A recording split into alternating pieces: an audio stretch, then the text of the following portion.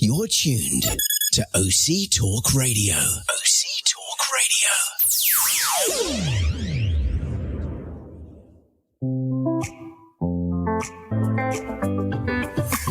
Hey, welcome everybody. It's time to meet our community, the Hispanic business community here in Orange County. Powered by the Orange County Hispanic Chamber of Commerce and Orange County's only community radio station, OC Talk Radio, streaming live from our studios here at the University of California, Irvine's Beale Applied Innovation Center, with the man who's at the center of it all, our host, John Gutierrez. Hey, John. Hey, Paul. Thank you so much. We're excited to be here again here today. Welcome, everybody, to our community podcast show. Of course, where our community is your community, powered by the Orange County Hispanic Chamber of Commerce. I'm your host, John Gutierrez, founder of OC Hospice, and of course, board member here at the Orange County Hispanic Chamber of Commerce. We're excited to have our guest today, Alysha Del Valle, who is an Emmy-nominated TV and radio personality. Community hero is what I like to call her. She's a broadcaster, community journalist, sports reporter, has worked at Today in LA, NBC4, Eyewitness News, ABC7, Fox 11, Kiss FM, Power 106. I can go on and on and on. Let's welcome Alysha Del Valle. Saludos. Hi. This is so cool. What a nice setup, John. Thank you for having me. This is very cool. Thank you for being here. We are honored and excited to have you. I know you had a long drive, right? Coming out of the LA area. Well, I do live in LA City proper, right by Dodger Stadium or Blue Heaven on Earth. Yes. I don't want to upset any of our Angel fans. No, it's okay. It's okay. It's okay. We There's had a the lot of Freeway Dodger series. fans out in this area too. You'd be surprised. Oh, yeah. We're global. Wink, wink. Okay, what are we talking about here? Which podcast is this? Yes. No, you but were at the it was game last night, right? Yeah, the Freeway series, and it was wonderful. Okay. And I actually met a couple of Angel fans. They sat in front of us. They were awesome. Nice. And they are from the Costa Mesa area. Oh, okay. Dang it, if I could remember their names, I'd give them a shout out. And where did your love for baseball come from? My dad, my family. Really? Lots of traditions with Dodgers baseball. Fernando Mania, you know, I was a little girl, but of course. Fernando Valenzuela? Thank you. Yes. That was a real thing. It was, the whole city was on fire for this young pitcher from Mexico. Yes. And he just captivated the hearts and the minds of the Latino community, the Mexican American community. Yes. So it became must-watch TV. When Fernando pitched, it was a thing. Family came over. Food was made. You had to watch Fernando pitch. I remember that. Yeah, and my dad went to a lot of their games. We got to go to some, but, you know, first we were sitting in the outfield. Then we moved up, and this was also when Dodger games were free. Remember that? You could watch them on TV. You don't have to pay, but that's a whole other story. That's a whole other story. Yeah, but no, so yeah, that was... Contracts probably weren't as big back then for players, right? That's so true. now they got to pay bigger contracts, right? Yeah, and so growing upgrades. up, who, aside from Fernando Valenzuela, were there other players during those days that you just, admired or your dad admired? Yeah. So my dad is a huge Sandy Koufax fan. Okay. I'm old, but not that old. So I never got to see Sandy play, but he's still very involved with the Dodger organization. Okay. So I have met him before, and that's one of the perks of the jobs I had. My career choice is interviewing people that I admired, my parents admired. I really want to make my parents proud. So it was a big deal when my father and mother got to meet Fernando and Sandy Koufax. And my dad is like a macho, Chicano, East LA guy, Vietnam War veteran. Shout out to our vets. Thank you for his service. Yeah. And you should have seen him nervous. Really? I've not seen my dad be kind of quiet and, being referential, like, oh, okay, it's Fernando, be cool. Like, it was one of my favorite days at work quotes. So, wow. Yeah. That is so cool that as a daughter, you were able to, hand that over to your dad, right? Hey, that dream, right? Yeah, that's all I wanted. So you made an interesting point. You said it's so important for me to make my dad proud or your family proud. Mm-hmm. Why is that? Why is that important to you? It was the way I was raised. It was, I do not take it for granted, the sacrifices, my family has made for me to have the choices that I have. Okay. Now, I am second and third generation. My dad was a farm worker up in the Central Valley. Mm-hmm. My mom has just worked her butt off to both of them to give me opportunities. Even my grandparents, my nana used to tell me, when you're rich and famous, you're going to drive a Cadillac, because I had not pressure, but importance was placed on going to college, having a career. Yes. Now, you know what they wanted me to do was be a lawyer. Really? Yeah, because I'm the first one in my family to go to college. So they wanted me to go to law school. Good for you.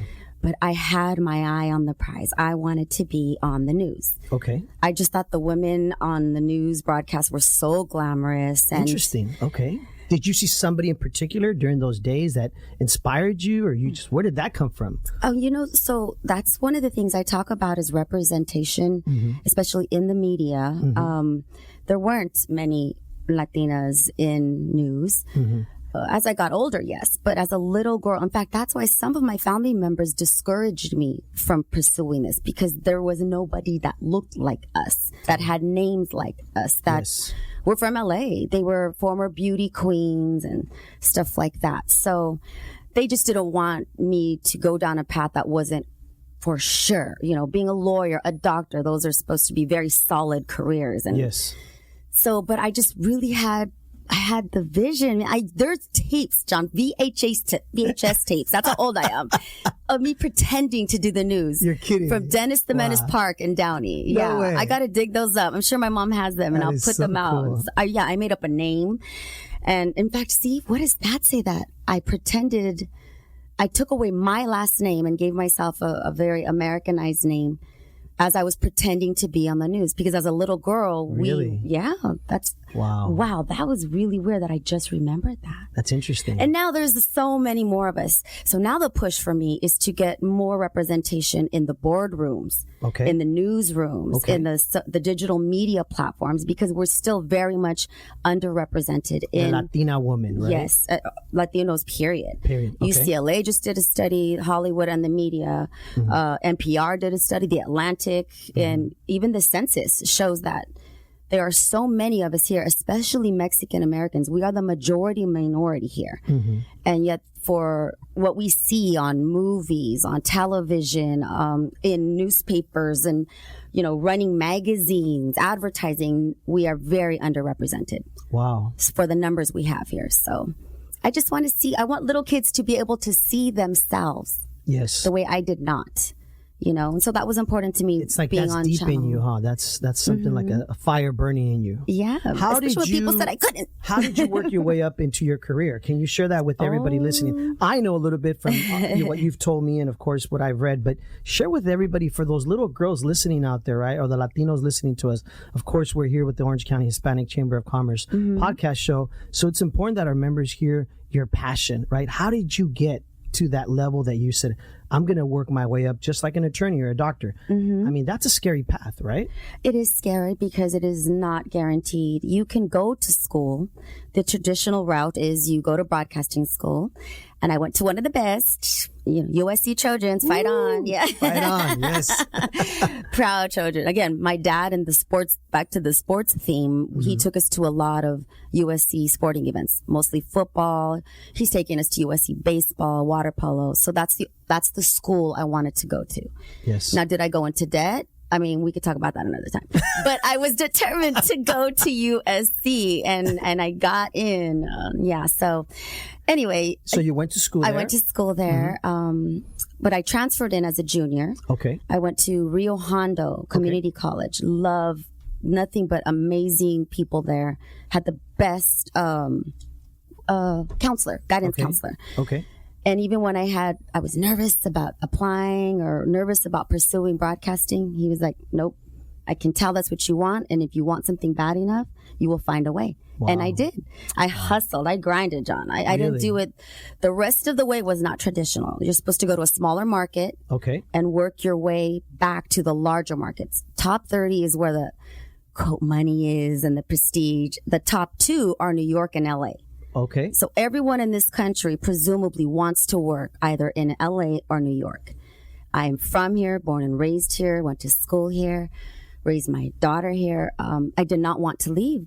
Yes. So I just hustled. I I was doing morning radio. I interned with Big Boy, who's still on the radio. Big Boy? Love Big Boy. We call him an honorary Mexican. Yes. He's so much for La Gente, right? Oh, yeah. He's so much about... for community, period. Yes, yeah, of course. We've rode in the Martin Luther King parades together. Anything he asks of us, Big is very community oriented. When were you in this pursuit of this career and kind of also maybe culture shock walking into these unwavered paths of like, hey, there's no Latinos here or Latina women?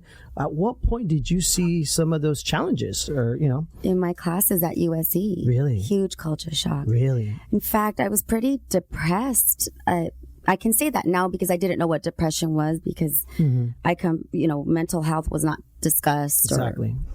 Thank goodness there are waves now of people saying, go ahead, talk about it. But back then, I could see now that I got very blue my first season. Put me in, coach. Yeah. My first semester at USC. Yes. I didn't make any friends. And I'm a very social person. I do love people. I genuinely love people. Yes. And I didn't see anyone not that they had to look like me or talk to me, but there were no other Latinas in my classes. Interesting. And what walking years around. was this? Around what I graduated USC from Annenberg School of Broadcast Communications in 1999. Okay. So late during 90s. the 90s, you were seeing that, wow, there's an representation. And what pushed you or drove you to get through this? John, but we didn't even call it representation, right? Representation is more of a modern thing. I just knew that I just felt very alone, very fish out of water. I do not belong here. Wow. And now there are terms like imposter syndrome and all that we can attribute to how you feel. But I just know I didn't fit in. I didn't make any friends. No one was mean to me, but I was also just invisible. Yes. And so I finally made some friends my second semester. Nice. And they were the first Iranian American women I've met, and I'm still lifelong friends with one of them. Oh, that's so nice. That's so nice. As this is happening, what are your parents saying to your thinking? Like, wow, we told you should have gone to be an attorney or be a doctor. Like, come on, are you John. having to continue to convince them that this is what I want to do? Well, no. So I wasn't going to admit that they were right.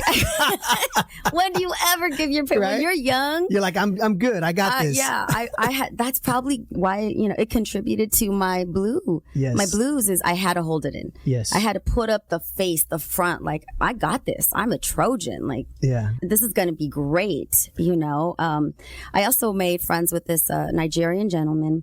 He became my cameraman. I started my own show. Really? LA Odds and Ends. Okay. And I would just go around like Melrose and places like that and interview people. Nice. No structure, but it was fun. Nice. And I interviewed Dave Chappelle. He happened to be there. Yes. Wow. I have to find these tapes. And you think you still have these? Oh, I'm sure he does. How cool. Yeah. Oh, really? He was very organized in tech. Okay. I'm that wild talent. Let's go. Let's do this. Make sure you get B-roll, Yes. But that was pretty cool.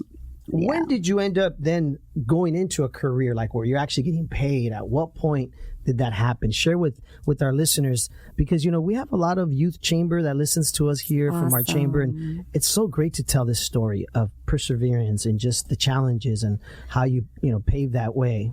Well, I will say that things are quite different now at USC, so I wanted to make sure and start with that. Okay. I just found a way, John. I was working morning radio. Okay. And, a lot of people within the industry know one another. Yes. And so I guess the best way to wrap this up is I wasn't willing to go to a small market. So I had to find jobs here. I was also a single mom at this time by now. Okay. By the time I graduated from USC. That must have been tough then, right? Wow. I know.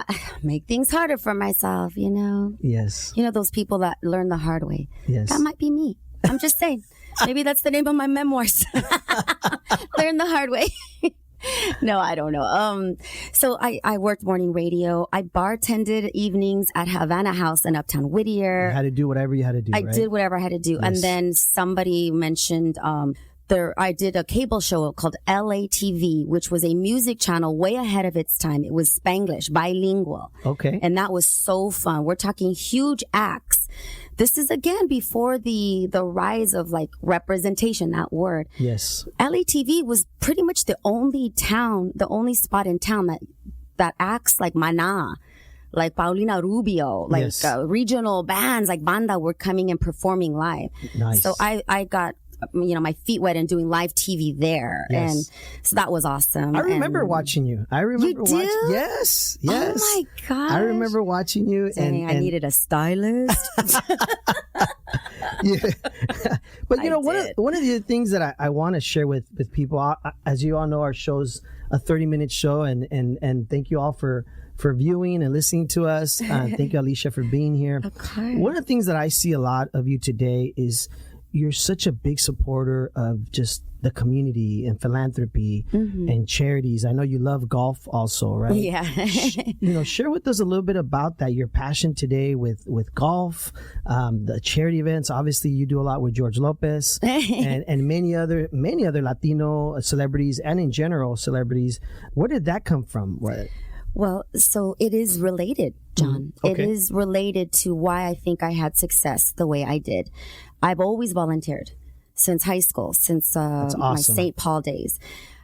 It was important to me, but I did not see this coming. And now I tell anybody who will listen, in order to do well, you have to do good. Exactly. And so many of the most amazing opportunities in my career have happened as a direct result of me volunteering. Amen. Channel 7, Amen. ABC, the dream station I wanted to work for that everyone said, no way, it's legacy, you'll never work there. I was volunteering at a Young Latinas conference in Pasadena. Wow. And an executive from ABC7 was there. I did not know who that was. I didn't go there for that. That's great. And she comes up to me, hands me her card and says, you need to work for us. And boom, months later, I'm at Channel 7 doing morning traffic. Wow. I love that you're sharing this story about volunteering, because I was just talking to my wife about how I was driving my son to school the other day, and I was just, we have talks, as he's going to freshman high school, my son Jonathan, and I said, son, eventually when you graduate from high school, you're going to go to college, but it's important you volunteer. And let me tell you why. And, I explained to him, do you know what an internship is and these things? So I love that you're sharing this, right? How Very you important. volunteering help you open doors, right? And interning. You said two of the magic words. Yes. And especially now, if someone out there is thinking of getting into broadcasting, the times have changed. Again, we're always evolving, right? Okay. You should start sooner than later with your quote branding. I could not stand that word. I resisted it. I thought branding was for professional athletes and whatnot, but even chambers of commerce have branding. Even, restaurants, everything is branding. Everything's branding, marketing, you name it. Yes. So social media is huge. Yes. And I would tell young people to start whatever you're passionate about. Sports, eating. Maybe you have a good shoe game. Maybe, you do something old school like macrame. I don't know. I'm just trying to think of what I've seen on social media. Yes. Put yourself out there. Start telling your stories that you get practice and you're creating your voice. So you don't have to wait to go to school, to college. You don't have to wait. I mean, now there are reality TV stars getting broadcasting and network shows. Yes. So you don't always have to do it the traditional way. I did not. Yes, I went to school, but I didn't do it the small market. Yes. And work your way back. I just grinded. I hustled. Like I found a way, and I have no regrets. It was a great fit at ABC7. You made an interesting point right now. You said your voice. It seems like that's important, right? That you have a voice, the community has a voice. Yes. Does that come from the roots of your parents, the way they raised you? Is that what it's about for you? Yes. So my father, his older brother, Salvador, was Cesar Chavez's, the United Farm Workers accountant. Okay. We lost him early. Yes. But I have a box of clippings and articles. And again, this is way before Cesar Chavez Day or anything. So I've always had it instilled in me that it was important to represent. It was important that you do something. Yes. And so he had a voice. I have a voice. I want our community to have a voice. And then the voiceless, we need to be sticking up for them. Exactly. Making sure that we're taking care of everybody who needs to be protected or uplifted or supported. And it's a lot these days. Yes, it is. I know the producer's giving me the look. Is it time to go? 5 minutes. We got about 5 minutes, but I want you to really share I know your passion has been working with the foundation, George Lopez Foundation. Share with us a little bit about that, the past, what you've done with that, because I know you're very passionate about helping the community. Thank you. Well, I should put out there that that's how we became friends. Yes. It was at a golf tournament. Yes. I always use the hashtag golf for good, Yes, right? Because, I mean, we live in the best place on the planet. I'm a total Southern California. Great weather. I'm a ham. So we get to be outside. I'm corny like that. We get to be outside. Yes. We're golfing. A lot of funds can be raised for worthy causes. Yes. So my first introduction to that was when I worked for George Lopez. Okay. And he's a big advocate for his kidney camp. It's a camp where children who are dealing with kidney disease or organ donation or transplants. Yes. And it's a great event. And he also, it's all about awareness and helping kidney kids and families. He has an emergency fund and all of that. So once a year, he has this amazing fun. It's one of the most fun golf tournaments out there. It's at Lakeside. It's already sold out. He's bringing it back because it was gone for the pandemic. And, it's going to be awesome. And again, 100%. I volunteer. I got to give some love to Linda Small, who runs it. She's like a one-woman army. Way to go, Linda. Out there. Yeah. Yes. And and if you want more information, go to GeorgeLopezFoundation.com. If you want to help. He has a big golf tournament that raises money for this, right? Yes. Every year. It's back. And it'll be back this May. So I'm very excited. So I got to get out there and warm up. It's been a month. I haven't golfed in a month. We also have Emilio Rivera's coming up. That's right, with the Hispanic 100 Foundation, that golf tournament. And that's very Orange County, so we're here in Orange County. Yes. And thank you for also supporting our Orange County Hispanic Chamber of Commerce golf tournament that we do every year to raise money for scholarships for our youth chamber. You were there this last year, and we really appreciate your support. I love seeing the young people out there too. Yes. That's what it's for. That's what I'm trying to say. Like, community is very important. So people can find you, of course, where? On your social media? What's the best way to connect with you? Yeah, this was fun. So I am at Alysha Del Valle on Instagram, Facebook, and Twitter. Okay. Oh, also on Snapchat, but I really don't snap. Can you guys let me know out there if I should be snapping? I don't know. I sometimes feel like I'm just too vieja, like too old. But I'm also a co-host of I'm a new co-host to Bleed Los. Okay. It's a Dodgers-focused podcast, and we are the only Latinos Way to go. talking about Dodgers. Can you believe that? Good job. And tacos. Lots of taco talk. And tacos. Yeah. Well, we're going to wrap it up here because I know the producer here is giving me the eye. But I want to say thank you so much for coming out. I know it was quite the drive for you. We look forward to seeing you out there on the golf course. Yes. We want to remind everybody we have Estrella Awards coming up May 7th for our Hispanic Chamber of Commerce, of course. Please follow us on our social media at ochcc, our Instagram, our Facebook.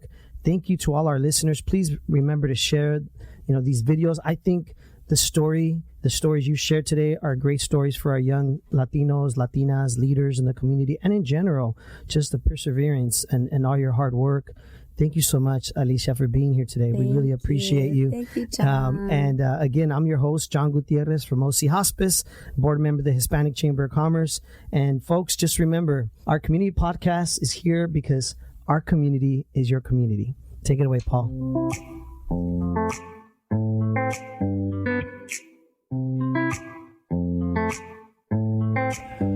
Well, there you have it. Another great reason to tune in each and every week to meet our community, the Hispanic business community here in Orange County. Powered by the Orange County Hispanic Chamber of Commerce and Orange County's only community radio station, OC Talk Radio, streaming live from our studios here at the University of California, Irvine's Beale Applied Innovation Center.